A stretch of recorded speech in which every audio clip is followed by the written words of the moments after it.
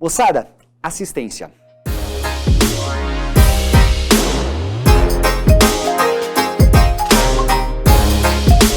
Essa dica é muito legal. Você precisa entender o seguinte, porque intervenção de terceiros não cai de espinca na prova da OAB.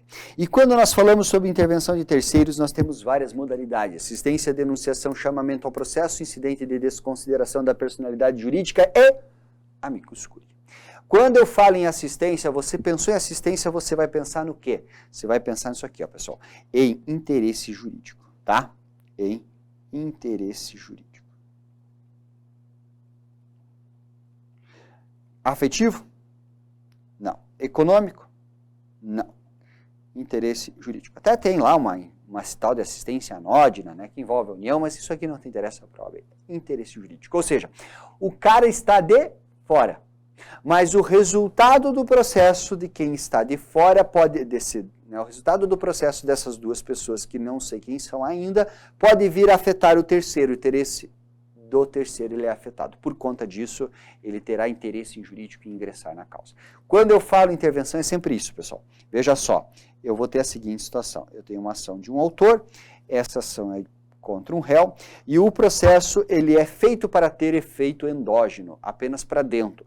Mas se, eventualmente, o resultado desta sentença gerar efeito para o réu, gerar efeito para o autor, mas gerar efeito para um terceiro, esse terceiro poderá ingressar no processo. E aí ele ingressa no processo para auxiliar, sendo assistente de uma das partes. Ele não pode entrar no processo para ser assistente das duas. Pô, ele vai entrar para ser assistente de uma das partes. Beleza? Recebe o processo no estado que estiver e diz o nosso CPC, que é o mais importante, que esse terceiro, que será o nosso assistente aqui, ele poderá ser assistente em duas qualidades aqui. Ele pode ser um assistente simples, ou ele pode ser um assistente litisconsorcial. Ai, ai, ai. E aí, aqui mora a pegadinha. O esquema é esse. Mas eu tenho que trazer uma regra fácil para você, para tu olhar na hora da prova para o caderno de questões e pá, matei. Ou seja, nós precisamos ter uma regra muito clara para que você olhe e saiba se a assistência é simples ou litisconsorcial. E é muito fácil. Tecnicamente falando é chatinho, tá? Porque tecnicamente falando se diz o seguinte, olha, será assistência litisconsorcial quando nós tivermos o terceiro tendo relação jurídica com as duas partes, ao passo que será assistência simples quando o assistente tiver relação jurídica ou mantiver relação jurídica apenas com a parte que ele irá assistir, ou seja, com o assistido. E, portanto, com o autor ou com o réu, não com os dois. Tá? Mas aí, eu quero que você pense num exemplo. Olha só, eu moro num condomínio de terrenos. Vamos supor que o meu terreno, ele não é, mas vamos supor que o meu terreno, ele ficasse aqui exatamente na divisa com o vizinho fora do condomínio.